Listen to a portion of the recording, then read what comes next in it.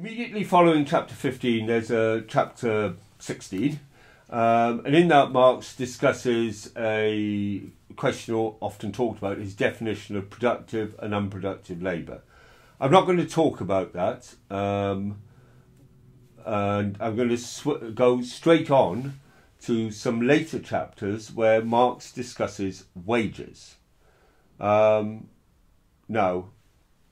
In a sense, Marx's discussion of wages in capital is incomplete because he doesn't explicitly include a lot of ideas which he had developed and which he explained at the time that he was writing Capital in a debate in the socialist movement at the time. He made a speech which was written up, which, however, then didn't get published as a pamphlet until long after his death. It's called Wages, Price and Profit. In that, Marx argues that there is no iron law of wages, that it is not true that capitalism tends to reduce wages to physical subsistence.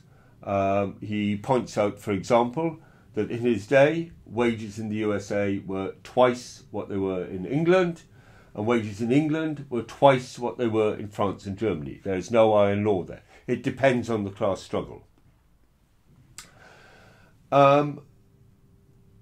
In Capital, he concerns himself with the form of wages and with national differences of wages.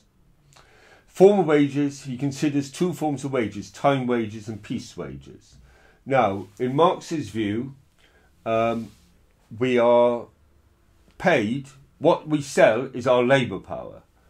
And if you think about that, that's plain. You cannot sell your labour because you can't get to work until you have sold your ability to work to a capitalist.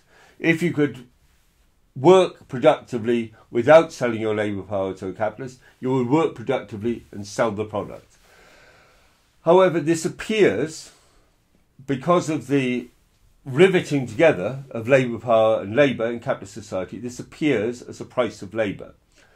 And very often your wage will be calculated as a wage per hour. Marx argues that this is a derivative quantity which is derived from calculating the wage regulated more or less by the value of labour power. And I say more or less because Marx's argument, and Rosa Luxemburg's in particular, is that trade union action is necessary to bring wages even up to the value of labour power. There's no automatic mechanism doing that. It requires class struggle to get you up to a living wage. That wage is, and the living wage is defined by what it takes to live in a week or a month and so on. And that is divided by the normal working week, again determined by class struggle, and that gives you the time wage. But in his time, Marx thought that the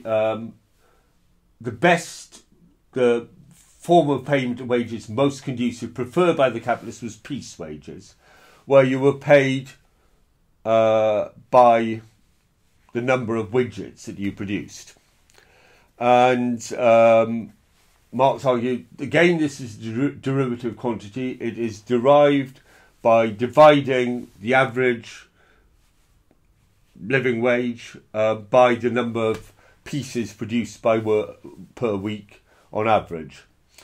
And that would be a good method for the capitalists because it creates an automatic pressure on the workers to increase their productivity, to produce as many widgets. That form of payment has declined. It still exists, particularly in delivery companies, for example, but it's declined partly because with modern industry, like today's industry, it's very often very difficult to pinpoint what is the product of each particular worker. And as a method of disciplining workers and regulating wages, in a lot of places it's been replaced by things which are called performance management and appraisal, which Marx doesn't discuss because they're before his day. But what he does discuss is how the form of wages is used as a way of disciplining and shaping labour.